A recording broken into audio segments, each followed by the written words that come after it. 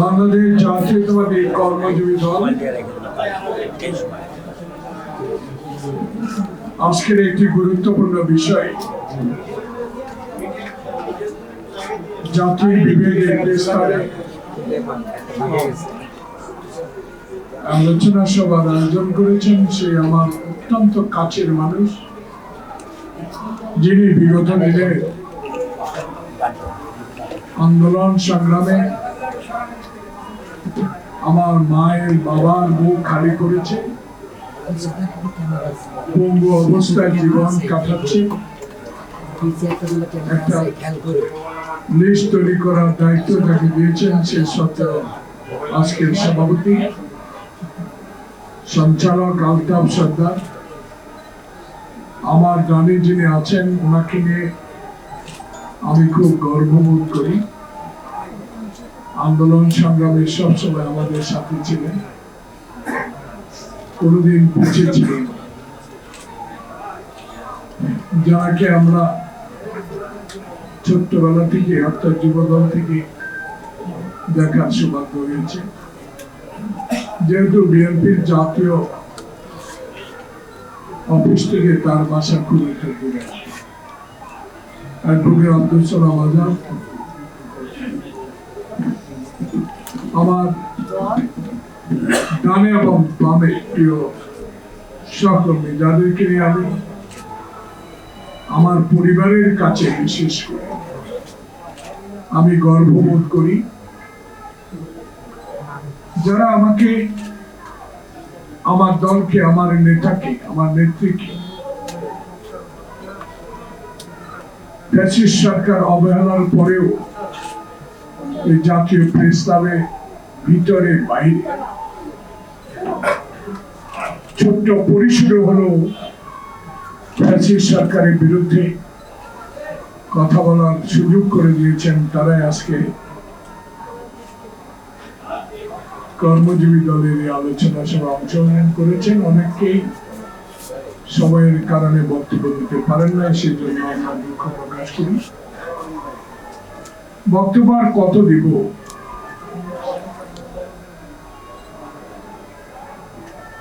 ষোলো বছর, 10 বছর নেত্রী খালেদা জিয়া রাস্তায় ছিলেন। তাদের অন্যতম সহযোগী আমার ডানে বসে। স্বৈরাচার বিদায় দিয়ে এমন একটি কঠিন স্বৈরাচারিণীকে ক্ষমতায় বসিয়ে দিয়েছেন কিছু ষড়যন্ত্রকারী। সে ফ্যাসিস্টের বিরুদ্ধে দীর্ঘ সংগ্রাম, এই সংগ্রামের সূচনা হয় মঈন ভক্তদের থেকে। তখন ওই মঈন ভক্তদের চেষ্টা করেছিল যাতে বিএনপি কোনোদিন ক্ষমতা না আসে, কিন্তু অখণ্ড সমর্থন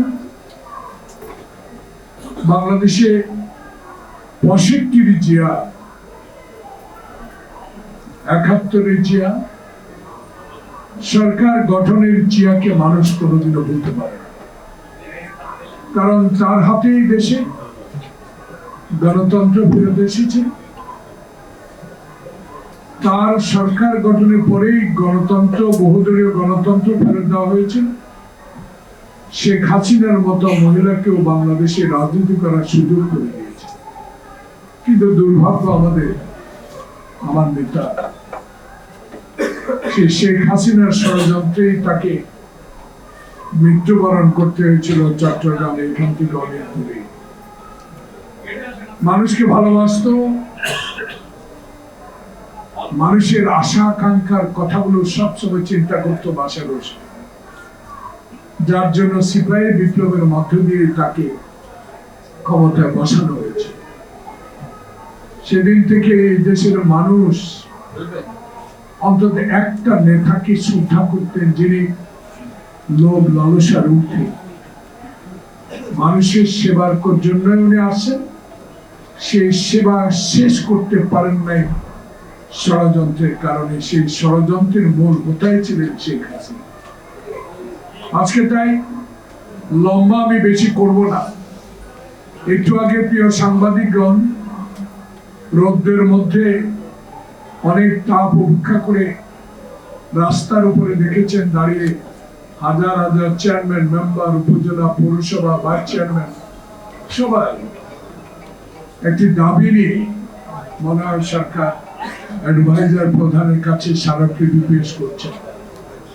দাবিটা ছোট্ট না, অনেক বড়।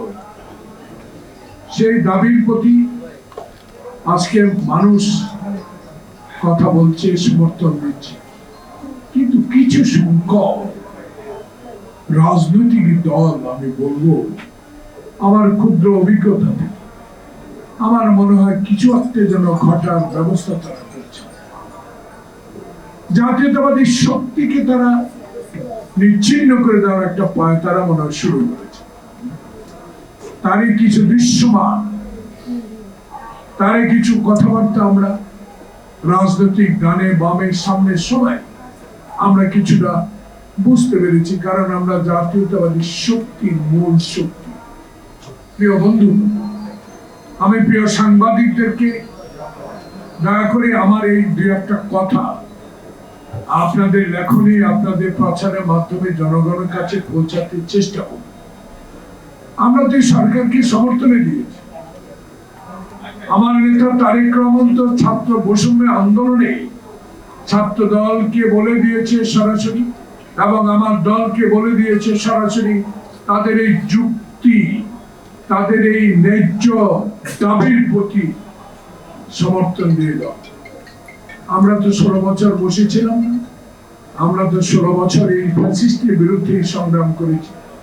আমরা তো 16 বছরে আমার বন্ধু ইলিয়াস আলী হারিয়েছি। আমরা তো 16 বছরে কমিশনার সৌদি আলমকে হারিয়েছি। আমরা 16 বছরে অনেক মায়ের বুক খালি হতে দেখেছি। 2014 সাল থেকে যে ফ্যাসিস্ট সরকার বাংলাদেশে গণতান্ত্রিক অধিকারকে ছিন্ন বিচ্ছিন্ন করে ভোটের তলায় পিছিয়ে দিয়েছে, সেই শেখ হাসিনা বাংলাদেশ থেকে বিদায় নিলেও তার তারা এখনো সুযোগ বুঝে কোপ দেওয়ার ষড়যন্ত্র লিপ্ত। তাই সরকারকে আমরা কতগুলো কথা বলে অভিজ্ঞতার আলোকে, মির্জা ফখরুল ইসলাম আলমগীর কিন্তু রাস্তার লোক নয়, শিক্ষক ছিলেন, ছাত্র রাজনীতি করেছেন, একজন মন্ত্রীর ব্যক্তিগত সচিব ছিলেন, মন্ত্রী ছিলেন, বাংলাদেশ জাতীয়তাবাদীর মতো দলের বৃহত্তম দলের এখনো মহাসচিব। যখনই ন্যায্য কথা এই লোকটি বলে, যখনই সত্য কথা এই সরকারের কাছে উঠিয়ে ধরতে চায়, তখনই একটি চক্র, এই চক্রটা কারা? আওয়ামী প্রেতাত্বের চক্র। তখনই তারা শুরু করে মির্জা ফখরুলের পরিবার নিয়ে কথা, মির্জা ফখরুলের রাজনীতি নিয়ে কথা। প্রিয় বন্ধুগণ, আমি স্পষ্ট করে বলতে চাই, মির্জা ফখরুল ইসলামের পায়ের যোগ্যতা যারা অর্জন করতে পারে না, তারাই এই সমালোচনা। যখন আমাদের প্রিয় নেতা রিজভী যখন ছাত্র নেতা ছিলেন,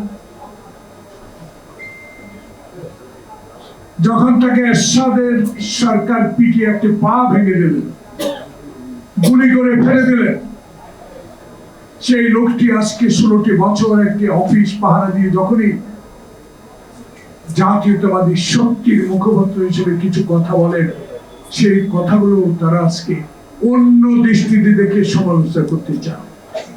আমি 16 বছরে যে ব্যক্তিটি দায়িত্ব নিয়ে কথা বলেন, আমার সাথে আসেন যুক্তি তর্ক দিয়ে, যারা তার কথাগুলো অমূলকে বলেন, আমার সামনে আসেন, আমি এই প্রেসের সামনে কথা দিয়ে গেলাম, আমি যদি হেরে যাই আমি রাজনীতি আর কোনোদিন করব।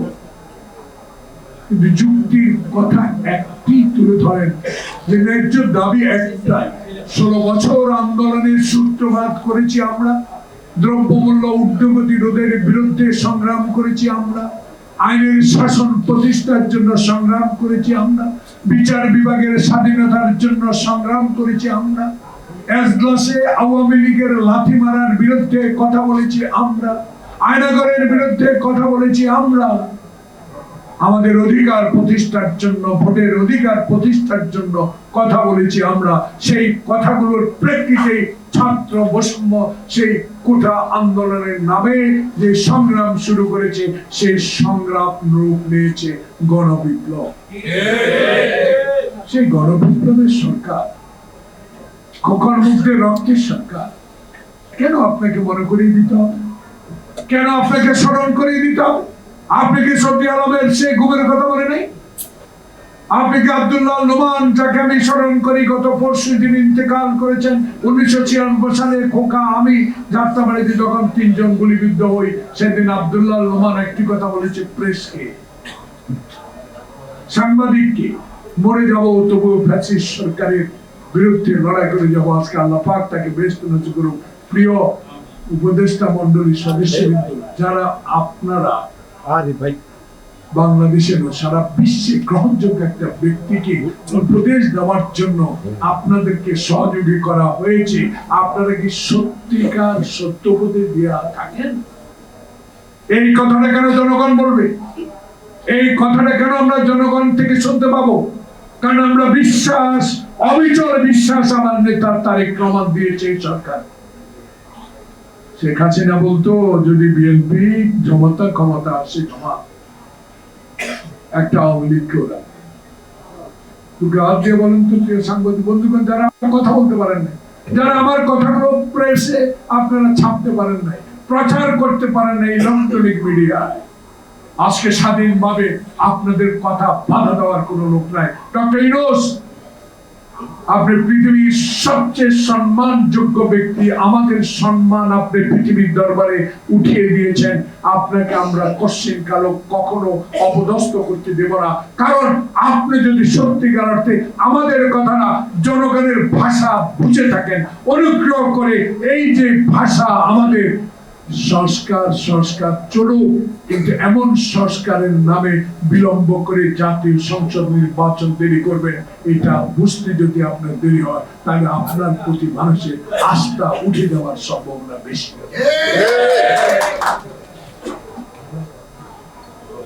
আমরা কথা কম বলতে চাই।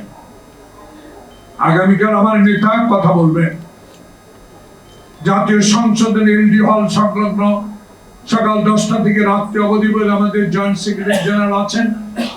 আমরা আশা করব আমার নেতা যেভাবে 5 আগস্টের পর বলেছে, হাসিনার কথার উত্তর দিয়ে বলেছিল, হাসিনা বলেছিল একটা আওয়ামী লীগের কর্মীকে বিএনপি রাখবে না, সব কতল করে দিবে। আমার নেতা 5 তারিখে নির্দেশ দেওয়ার পর বুকে হাত দিয়া, জোরে চিৎকার দিয়া, অহংকার করে বলতে পারে, আমার নেতা যুবদল, ছাত্রদল, বিএনপি কোন কর্মী, কোন আওয়ামী লীগ যারা অত্যাচার করেছে, গায়ের উপর হাত ওঠাবে। এর উপর ভিত্তি করে আবার ষড়যন্ত্র, যারা পরাজিত শক্তি।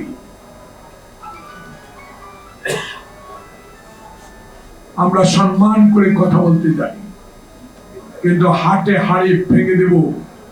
অনুগ্রহ করে দেশের চলমান রাজনীতিকে সংকট সৃষ্টি করে নির্বাচনকে বিলম্ব করবেন না। দরকার আগে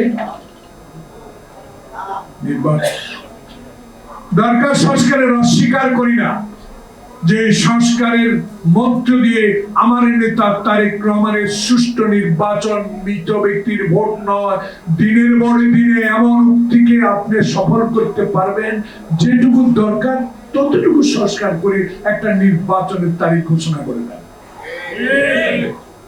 বিলম্ব নয়, বিলম্বে ক্ষতি। তার বিশ্বাস আর অবহেলা কিন্তু ভালোবাসা থাকে না। বিশ্বাস আর অবহেলা ভালোবাসা থাকে না, সমর্থন থাকে না। বিশ্বাসের উপরে যদি আপনি আমাদেরকে অবিশ্বাস করেন, অবিশ্বাসের উপর ভালোবাসা থাকে না, অবহেলা থাকে না। আমাদেরকে যদি অবিশ্বাস করেন, তাহলে ক্ষতি জনগণের হবে। বিএনপির ক্ষতি এরশাদ করতে পারে নাই, হাসিনা করতে পারে নাই, ইনশাআল্লাহ আল্লাহর নামে কেউ করতে পারে। কারণ বিএনপির অগণিত সমর্থক আটলান্টিক মহাসাগরের মতো যে দলটি, সেই দলটিকে মঈন ফখরুদ্দিন 25টি আসন দিয়ে সেদিন ক্ষান্ত করে দিয়েছিল, বলেছিল বিএনপিকে আমি নিচ্ছিন্ন করে দিব, পদদলিত করে দিব। কিন্তু বেগম খালেদা জিয়ার অসীম সাহসের কারণে সেদিন আমাদের মতো 25 জন এমপিকে নিয়ে পার্লামেন্টে গিয়ে সেদিন বলেছে, সেনা সমর্থিত সরকার থাকবে না, দেশে গণতন্ত্র আনবে, থাকতে হবে। সেদিন বেগম খালেদা জিয়া সেই উক্তি এখন বলতে হয়, সেনাবাহিনীর সাবেক সেনাপ্রধান মহিন ফখরুদ্দিন বহু চেষ্টা করেছিল কিংস পার্টি তৈরি করে বেগম জিয়ার দলকে নিচ্ছিন্ন করে দিবে। তারেক রহমান কি জীবন বাংলাদেশে আর আসতে দেবে না। আল্লাহর কি রহমত, হাসিনা তুমি মোদির ধুতির তলে, আর বেগম খালেদা জিয়া এটা হলো আমার নেতা কর্মী আব্দুল সালামের মতো নেতা কর্মীদের যে শক্তি, যে মনোবল, যে সাহস, সেই সাহসের মূল হলো আজকের এই সরকার।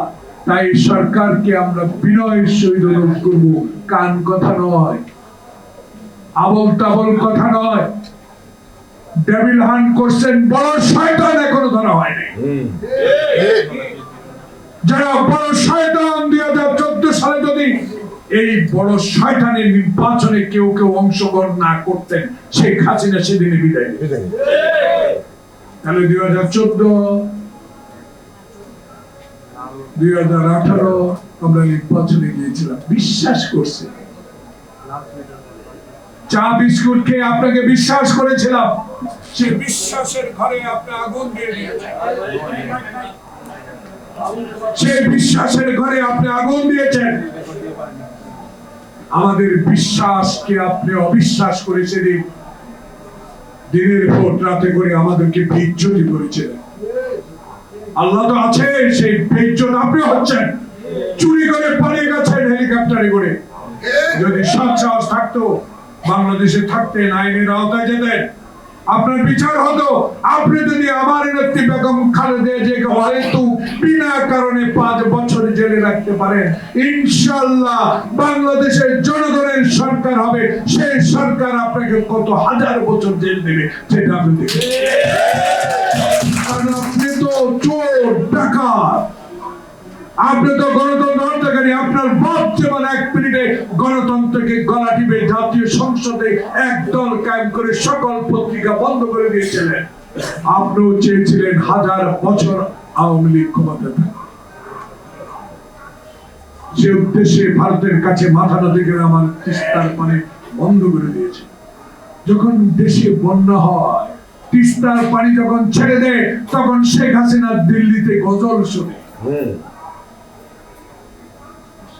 শেখ হাসিনা হিন্দুস্তানের কীটদাস বানাতে চেয়েছিল আমাদেরকে, আল্লাহ রাখে, আল্লাহ মানে কি।